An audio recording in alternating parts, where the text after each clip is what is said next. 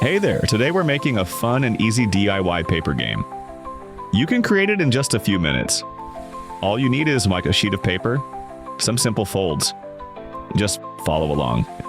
And then decorate it with colors, numbers, or fun symbols. Now it's ready to play. Pick a color or number, flip the flaps, and read your answer. It could be a prediction, a challenge, a silly message, or a fun surprise. It's totally up to you. This is a great activity to enjoy with friends at school or even just for fun at home.